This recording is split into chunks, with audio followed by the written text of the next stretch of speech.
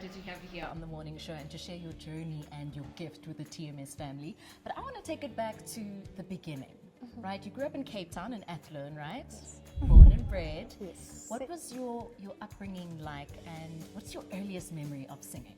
So I was born in Cape Town, Athlone 7764. Yes. My my earliest memory was probably when I was really little. I attended a church, and we were a very musical family, and it was a musical church as well. And I found myself in music all the time. I was singing in choirs when I was really little, singing in school, and I have a musical family. All my siblings play instruments, and we all sing. Did you ever think when you were that age, you know, starting off in the church, that you would actually go for it as a career? Not at all. Really? Sure. Not at all. It reminds me of Whitney Houston's story. You know, she started singing in the church as well. Also comes from a very musical family, and her journey just skyrocketed. So it definitely seems like it was written in the stars for you. And what I admire about you is your bravery as well. You started actually sharing your gift with the world. Can you tell us a bit about that? So I've always found myself, like I said, I always found myself doing music.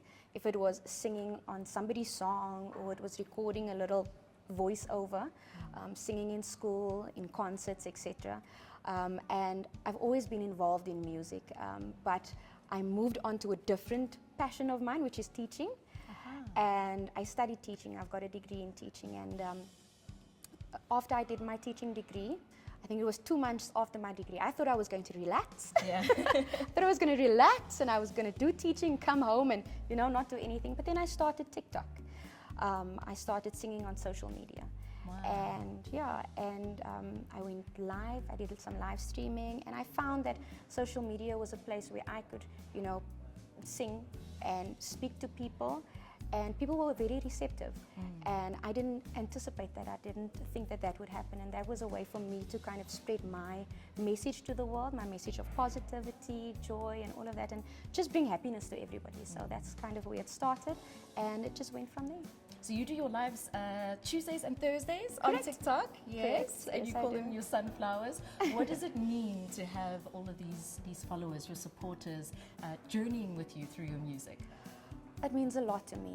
I think people don't realize that one person supporting you is so big, you know, because doing it on your own is really hard. So if you have more people tuning in and watching, and it's not only people from South Africa, from Cape Town, even from Joburg, it's people around the world.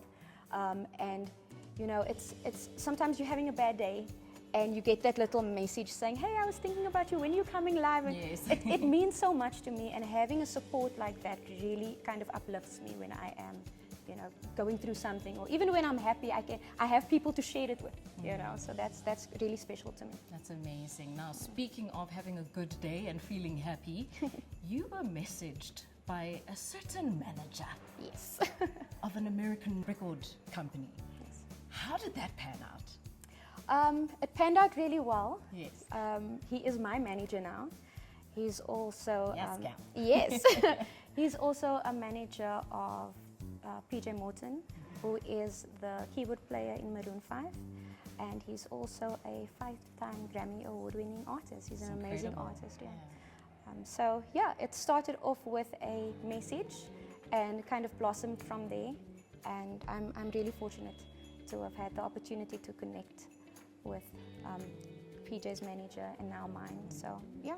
Now, speaking of PJ Morton, it's not often that we have a new artist, or rather an established artist, to write a song for a new artist, which he did for you.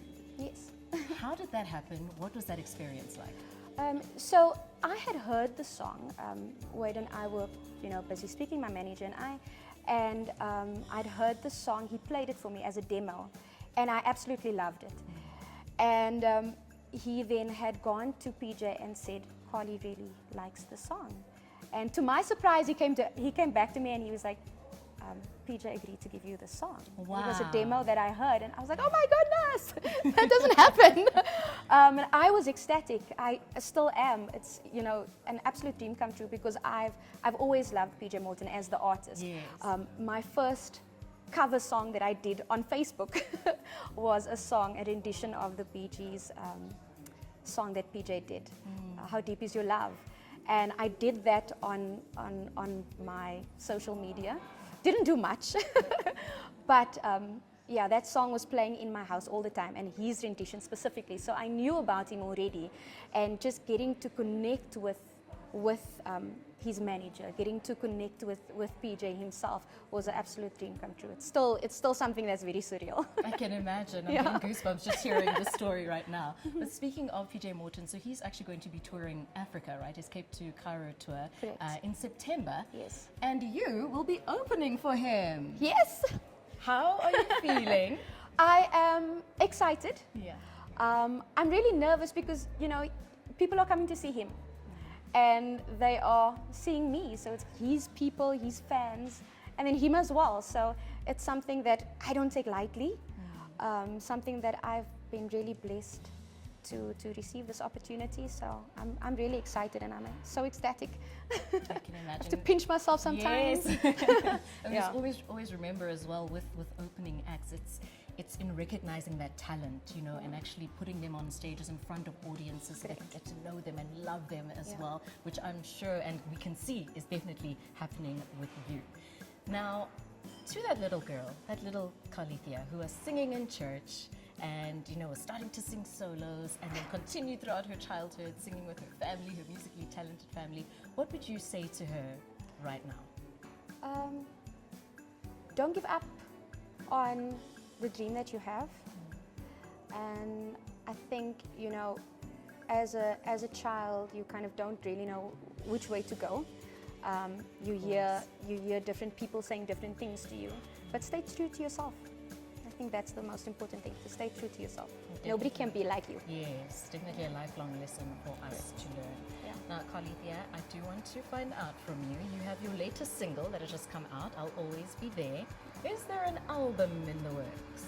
Yes, I am performing some of my unreleased music already. Wow. Yeah, performing some of them, and then also I'm busy working on an EP. So I'm in studio, I'm writing, so I'm busy doing my EP, and then hopefully it will be out really soon. Awesome. Now we are in Women's Month, right, where we're celebrating the achievements of women and also thinking about the changes that still need to occur. What does it mean to you to be a woman in the music industry, especially a woman of color? What does that mean to you? It means a lot to me because, people don't realize what it's like to be a woman.